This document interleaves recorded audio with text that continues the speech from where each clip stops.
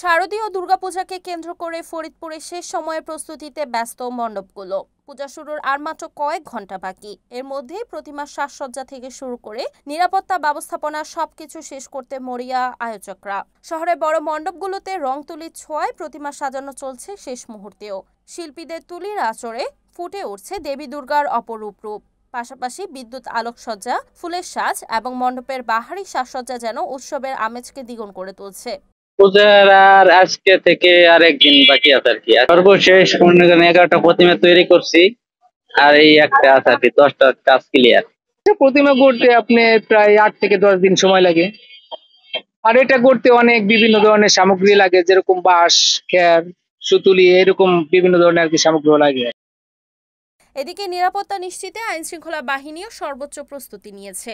পুলিশের পাশাপাশি আনসার ও ভিডিপির সদস্যরাও থাকবেন মণ্ডপে মণ্ডপে। জেলা প্রশাসন জানিয়েছে প্রতিটি মণ্ডপে সিসিটিভি ক্যামেরা ও স্বেচ্ছাসেবক দল নিয়োজিত থাকবে। উপর মহল থেকে করা নির্দেশ প্রশাসনের থেকে যে আমাদের এখানে প্রতি ভাঙাচোরা বা এখানে কোনো হাঙ্গামা না হয়। তো সেই ক্ষেত্রে আমাদের সর্বোচ্চ যেটা আমাদের প্রশাসনিক আয়ত্তের মধ্যে সর্বোচ্চ আমাদের পাওয়ার দিয়েছে এখানে।